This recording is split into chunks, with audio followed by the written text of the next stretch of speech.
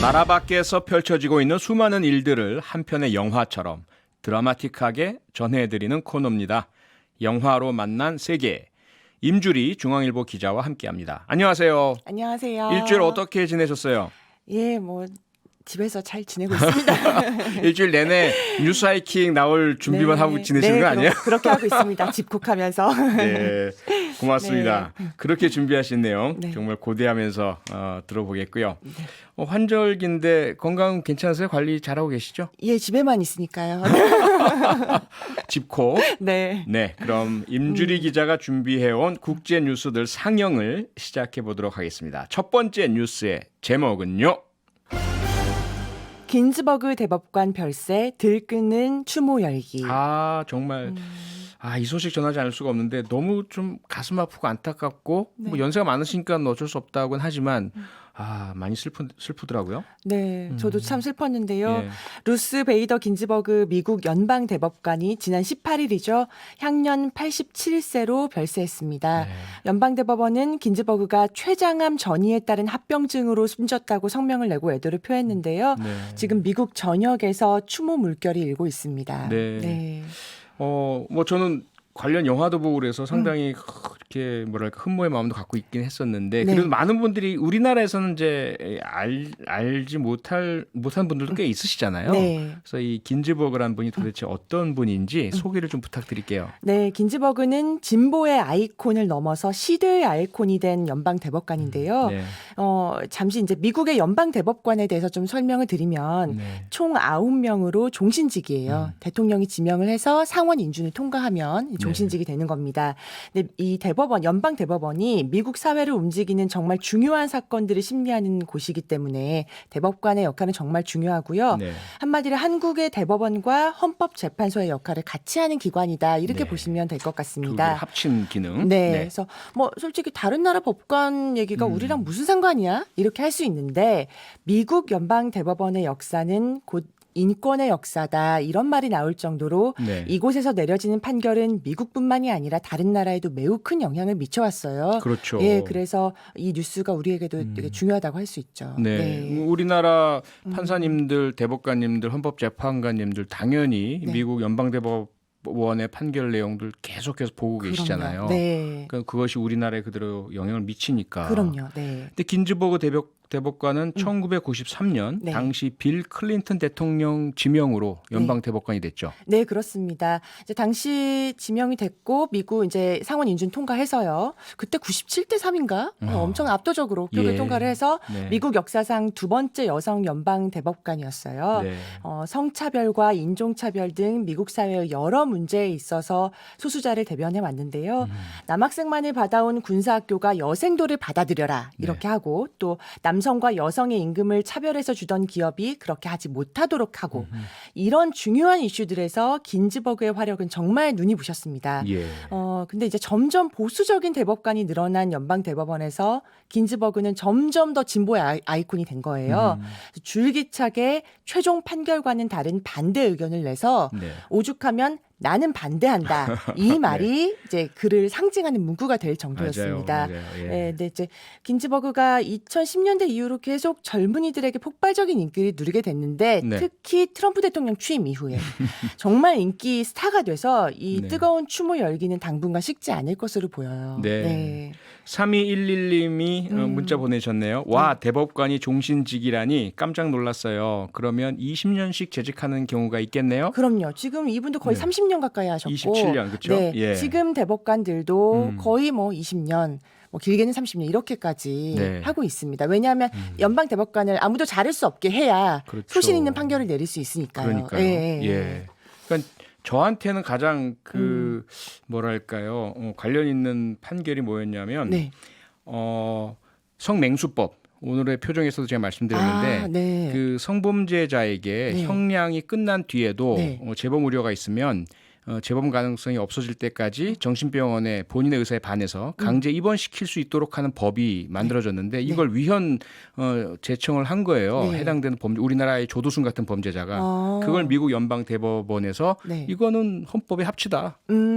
사회를 보호하고 피해자를 보호하기 위해서 이건 필요한 법이다. 네. 당연히 저는 상당히 이 미국 연방 대법원의 판결에 감사하는 그런 마음을 가졌던 경우가 정말 있었습니다. 그러네요. 예, 또 저희랑 이렇게 떼서 생각할 수 없는 그럼요. 예, 기관인 거죠. 지금 네. 바로 이 조두순에 관련한 그 보호 수용제 도입 관련해서 꼭 봐야 할 연방 대법원의 판결이죠. 그러네요. 예. 네. 그리고 추모 열기가 그러다 보니까 뭐 저는 네. 이런 그 관심이죠. 다른 분들은 각자의 흑인이라든지 소수는 네. 한국 교민분들께서도 사실 미국에서는 소수자잖아요. 그럼요. 네. 그래서 이 긴즈버그 대법관에 대한 어떤 추모 열기 대단히 뜨겁지 네, 않습니까? 네, 그렇습니다. 네. 그런데 그 추모 열기가 뜨거운 것만이 아니라 네. 미국의 정계에 영향을 주고 있다고요. 그럼요. 그렇습니다. 이거를 좀 제가 설명을 드리면 현재 미국 연방대법원은 보수 성향 대법관이 5명이고요. 아하. 진보가 4명이에요. 네.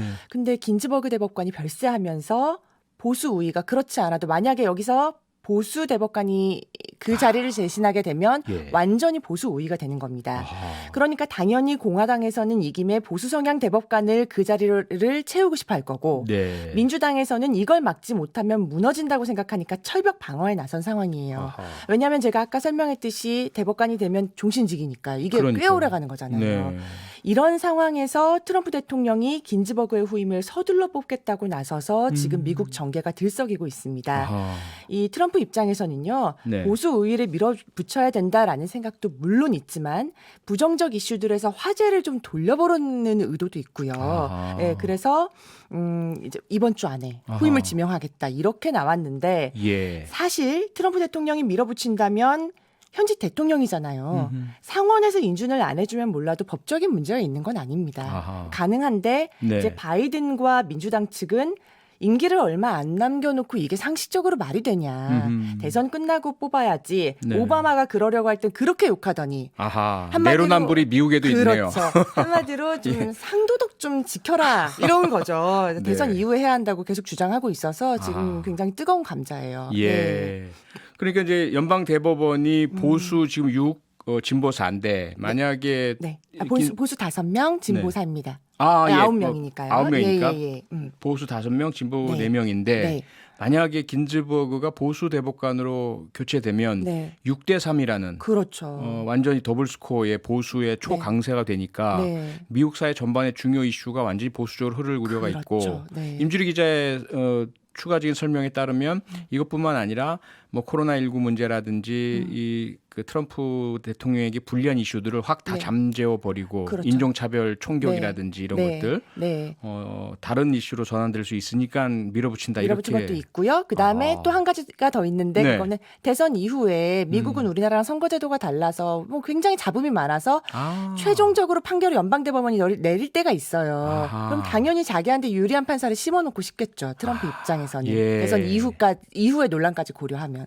네. 언제였죠? 그 네. 플로리다 선거에 대해서 부시 고어 때죠. 부시 고어 때, 네, 네, 예, 네. 고어가 뭐 본인이 네. 그냥 수용을 발표하긴 했지만 네. 선거 결과에 대해서 시비가 크게 일었었었죠. 네. 그때도 대법원이 판결을 내렸으니까요. 예, 그렇다면 네. 지금 트럼프 대통령이 밀고 있는 긴즈버그의 후임 후보자는 어떤 사람입니까? 네, 저도 사실 이분은 이름 처음 들어봤어요. 네. 에이미 코니 베럿 판사라고 하는데 낙태 반대론자의 아주 독실한 기독교 신자로 알려져 있다고 합니다. 그래서 지금 예. 낙태까지 핫 이슈로 떠오른 상황이에요. 네, 거의 긴즈버그 대법관의 정반대 있습니다. 성향의 네, 분을 네, 네. 좀 심하다는 생각이 들기도 하고요. 네. 자, 그렇다면 긴즈버그 대법관 관련 영화 어떤 걸 네. 추천하십니까? 이분이 워낙 스타여서 네. 최근 몇 년 새 관련 작품이 여러 개 나왔는데요. 2018년에 세상을 바꾼 변호인이라는 영화가 저 나왔어요. 봤어요. 이거. 예. 네. 근데 이게 약간 좀 잔잔하고 밋밋해서 아주 영화적인 재미가 크진 않아서 전 되게 재밌던데. 네, 그러니까 이제 보시는 분마다 다르겠지만, 다르겠죠. 네, 예, 네. 예. 이제 그래서 저는 이제 오히려 2018년에 나온 다큐멘터리 루스 베이더 긴즈버그 나는 반대한다 이 작품을 좀 추천을 해드리고 싶어요. 아, 다큐멘터리요. 네, 왜냐하면 물론 앞에 앞에 말한 영화도 괜찮지만 네. 이 다큐멘터리는 긴즈버그 본인이 나오고 가까운 사람들이 출연하기 때문에 더 생생하고 좀 더 감동적이었어요. 그러니까 아. 뭐 연출을 아주 잘했다기보다는 아. 직접 그분이 나와서 얘기하는 게 저는 좀 인상적이었어요. 그러네요. 이제 이 다큐를 보면 긴즈버그는 하버드 로스쿨을 거쳐서 콜롬비아대 로스쿨을 수석 졸업한 엄청난 인재였는데 네. 당시에 여자인데다가 아이 엄마라는 이유로 대형 로펌 취업에서 줄줄이 떨어집니다. 그렇죠. 네, 예. 그런 시대를 이제 온몸으로 겪어내면서 성차별적인 법과 관련된 소송에서 계속 승리를 했고요. 네. 그래서 1970년대, 80년대의 스타 변호사로 떠올라요. 그 다큐멘터리는 이렇게 70년대부터 시작된 긴즈버그의 활약을 아주 자세히 다루고 있는데 네. 긴즈버그 개인뿐만이 아니라 인권의 역사 그리고 여성 운동의 역사에 관심 있는 분들도 재미있게 보실 수 있을 것 같습니다. 네. 예. 그런데 그 긴즈버그의 남편 네. 있잖아요. 네. 이분이 너무 젠틀맨이고 네. 우리 저 같은 경우에도 이렇게 영화를 보다가 네네. 나라면 저렇게 할 수 있었을까? 이런 생각이 많이 드는 네. 그러니까 주변에서 전부 아내를 뭐 차별하고 네. 뭐 밀어내고 그 덕분에 이 남편인 본인에게 불이익이 올 수 있는 상황에서도 네. 옳은 것을 택하고 말하는 용기를 보여주잖아요. 네, 맞아요. 그래서 전 영화에서 그냥 일부러 그런 줄 알았는데 다큐 보니까 정말 그러셨더라고요. 남편의 그 엄청난 지지. 그래서 긴즈버그 대법관도 자신이 인생에서 가장 큰 행운이 남편을 만난 거다. 이런 말씀도 하시더라고요. 네. 네. 반성을 많이 해야 될 것 같습니다. 네, 9193님 아메리칸 포청천 긴즈버그의 명복을 빕니다. 이 짧은 문자인데 많은 의미가 담겨 있네요. 네. 네, 루스 베이더 긴즈버그 나는 반대한다. 주말에 저도 시간 내서 꼭 보겠습니다. 네. 네, 그럼 이어서 임주리 기자가 준비한 두 번째 소식의 제목은요. 태국 젊은이들의 분노 심상치 않다. 태국이 과거와 많이 달라졌더라고요. 반정부 시위가 네. 더구나 왕실에 대한 금기시된 그런 구호들까지 막 등장하던데요. 네, 맞습니다. 네. 뭐 이제 태국에서 사실 반정부 시위가 네. 계속되고 있는데 이거는 어떻게 시작됐냐면 일전에 제가 이 코너에서 말씀드렸던 태국판 유전무죄 사건인 레드불 창업주 예. 그 손자의 페라리 사고에 대한 분노에서 촉발이 됐어요. 그 말씀을 주셨었죠. 예. 네, 네. 예. 그래서 어쨌든 시위가 엄청 커지고 있는데 방금 말씀 주셨듯이 네. 이번 시위에서 좀 다른 점은 왕실의 비판에 타깃이 됐다는 사실입니다. 허허. 태국은 입헌 군주제 국가지만 영국이나 뭐 이런 나라들과는 달리 왕실의 권력이 무척 크고 그렇죠. 왕실에 대한 비판이 완전한 금기예요. 그랬었죠. 네, 이제 이유가 아시아 대부분 국가들이 서구 열강의 식민 지배를 받았을 때 태국만큼은 독립을 지켜냈는데 네. 그때 뭐 이제 라마 4세의 역할이 굉장히 컸다고 해서 왕실에 대한 국민의 존경심이 이제 그때부터 굉장히 단단해졌다고 알려져 있고 지금도 계속돼서 왕실 모독죄가 굉장히 엄하게 다스려질 정도예요. 최대 15년형이라고 하니까요. 네. 그래서 비판하는 목소리가 나오기 쉽지 않은데도 예. 이 나온 이유가 있겠죠. 네. 그러니까요. 근데 네. 레드불 창업자 뭐 손주의 페라리 사고랑 왕실이랑 무슨 상관이 있길래? 네. 아니 뭐 다른 뭐가 또 있나요? 어떻게 왕실에 대한 비판 목소리가 높아진 거죠? 네. 그러니까 뭐 그 사건에 촉발이 됐지만 네. 그동안 정부에 쌓여온 불만이 이제 쌓여있던 불만이 폭발을 한 거고요, 이번에. 네, 네. 거기에 왕실에 대한 목소리가 높아진 이유는 예. 올해 만 68세인 마하 와칠랑을롱꼰, 제가 이 발음도 어려운데 아하. 이 마하 와칠랄롱꼰이라는 국왕이 네. 사치와 방탕한 사생활로 아주 악명이 높습니다. 뭐 3번 이혼하고 후궁. 태국에선 후궁이라는 말은 안 쓰고 왕의 배우자 뭐 이런 식으로 표현을 합니다만 네. 어쨌든 뭐 후궁을 내쫓았다가 다시 불러들였다가 아하. 뭐 이런 네. 식으로 논란을 항상 일으켜서 보도 본 기억이 나요. 네, 예, 예. 이 현 국왕 때문에 그렇지 않아도 불만이 굉장히 많았는데 코로나 팬데믹으로 민생이 파탄이 나니까 더 이상 참을 수 없다. 이렇게 된 거죠. 네. 특히나 현 국왕이 지금 바이러스를 피하겠다면서 뭐 어디 휴양지에서 혼자 체류 중인 걸로 알려져 있어요. 외국에요? 네, 그러니까 당연히 더 불만이 크겠죠. 네. 그래서 이제 왕실에 대한 비판까지 나오고 있는데 문제는 이제 시위대 중에서도 왕실은 건들지 말자는 쪽이 있을 거 아니에요. 그러겠죠. 예, 예. 예. 그래서 약간 분열할 수도 있지 않을까 이런 우려들은 좀 나오고 있습니다. 아하, 네. 아무래도 너무 오랜간 그 태국의 상징이고 네. 국가 자체로까지 받아들여졌던 왕실이었으니까 네. 지금 잠깐 뭐 문제가 있다고 해서 왕실 자체에 대해서 금기를 깨는 것은 반대다 이런 목소리도 당연히 있겠죠. 네, 네, 그렇습니다. 젊은이들이 하고 있다는 거 이것도 그 전에 보였던 반정부 시위와는 많이 다른 점이라면서요? 그렇습니다. 사실 올해의 이슈가 코로나라면 지난해의 이슈는 전 세계에서 일어난 반정부 시위였는데 네. 지난해 반정부 시위를 이끈 게 정말 전 세계에서 거의 모든 나라에서 젊은이들이었어요. 그랬죠. 20대들, 네네. 10대, 20대. 태국도 마찬가지입니다. 10대, 20대가 주도하고 있고요. 기존 세대와 달리 기존의 권위를 그냥 받아들이지 않겠다. 그래서 네. 이 젊은이들이 주도로 시위가 좀 격렬하게 벌어지고 있다고 합니다. 예, 네. 좀 지켜봐야 될 것 같습니다. 네. 이 소식의 엔딩이 과연 어떻게 될지 가까운 나라고 이웃 나라니까요. 네. 태국 한번 봐야 될 것 같고요. 자, 이제 마지막 소식을 상영할 시간이 벌써 됐고요. 네. 마지막 소식의 제목은요. 전 세계 코로나 사망자 100만 명 육박했다. 아이고, 이게 우리나라 상황만 보니까 이렇게 심각한 줄 모르고 있었는데 네. 나라 밖 상황 정확히 어떤 상태죠 지금? 어제 기준으로 보니까요. 전 세계 코로나19 사망자가 96만 명을 넘어섰더라고요. 예. 지금 미국과 인도, 브라질 이 세 나라가 가장 심각하고요. 아하. 미국에서만 사망자가 20만 명이 넘었습니다. 겨울을 앞두고 불안감이 더 커지고 있는데 네. 특히나 이제 미국에서는 독감과 코로나가 동시에 유행하는 트윈데믹이 닥칠 수 있다. 이런 경고가 나오고 있습니다. 예. 네. 유럽 상황도 심상치 않은 것 같던데요. 그렇습니다. 좀 잦아드는 것 같았었는데 네. 2차 대유행 조짐이 보이고 있어요. 그래서 지금 조금 가장 심각하게 보이는 나라가 스페인인데 지난 주말에만 수도 마드리드에서만 1만 2천 명의 신규 확진자가 나왔다고 합니다. 신규 확진자 수만 1만 2천 명이요? 네, 전체적으로는 한 3만 명 나왔다고 해요. 어이구. 그래서 영국과 프랑스도 마찬가지고요. 지금 우리나라도 그렇지만 겨울을 앞두고 있어서 더욱 근심이 커지고 있는 상황입니다. 예. 그래서 이제 각국 정부들이 다시 조금 조심스럽게 통제를 하고 있다고 해요.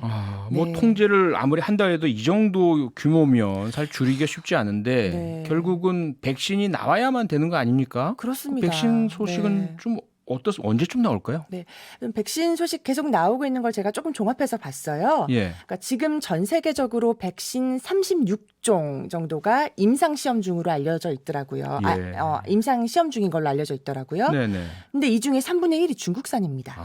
그래서 중국에서는 이르면 11월부터 일반 시민 대상으로 백신을 접종하겠다 이렇게 발표를 했는데 네. 다른 나라들에서는 이제 안전성의 문제를 제기를 하고 있죠. 예. 왜냐하면 보통 임상 시험이 한 수년 걸리니까요. 그러게요. 3상까지 뭐 만 몇 그렇죠. 명까지 해야 된다 이렇게 나오던데. 네. 그리고 또 세계 최초라고 발표한 러시아, 네. 이 러시아산 백신에도 역시 마찬가지 의문이 제기되고 있습니다. 예. 그래서 이 밖에 뭐 미국 제약사 화이자, 영국의 뭐 아스트라제네카도 임상 실험에 거의 성공한 것 같았는데 네. 심각한 부작용이 보고돼서요. 그러니까요. 지금 좀 전 세계에서 전문가들은 아마도 백신은 올해 말쯤에 나오지 않겠느냐. 그리고 코로나 이전의 일상으로 되돌아가려면 아무리 빨라도 내년 말쯤 아니겠느냐 이렇게 얘기를 하고 있습니다. 내년 말은 너무 멀잖아요. 그렇습니다. 네. 참 걱정이네요. 지금 안 그래도 뭐 우리야 어쨌든 조금 네. 불편하지만 이어갈 수는 있는데 자영업자분들 영업에 타격받는 분들 이분들은 정말 지금도 네. 버티기 힘들다고 하시던데. 그렇습니다. 정말 뭐 그냥 뭐 놀러 가지 못하고 친구 못 만나고 이런 문제가 그 아니잖아요. 문제 아니잖아요. 네. 예, 생존의 걱정이에요. 문제인데요. 네. 정말 이게 한편의 재난 영화를 우리가 그 속에 들어가 있는 것 같은 그런 느낌이 드네요. 네. 네. 자, 이제 엔딩 크레딧 나갈 시간이 벌써 왔네요. 네. 이번 주 영화로 보는 세계에 대한 한 줄 평 임주리 기자 어떻게 말씀하시겠습니까? 긴즈버그 대법관에 대한 추모의 마음을 저도 전하면서 그분이 하셨던 말씀 하나 드릴게요. 굉장히 유명한 말입니다. 대법관이라면 그날그날의 날씨가 아니라 시대의 기후를 살펴야 한다. 예. Rest in peace, Ginsburg. 네. 삼가 고인의 명복을 빕니다. 중앙일보 임주리 기자였습니다. 다음 주에도 영화보다 더 재미있는 국제 소식 부탁드릴게요. 네, 감사합니다. 고맙습니다. 평일 저녁 6시 5분에 여러분을 찾아갑니다. MBC 라디오 표창원의 뉴스 하이킥.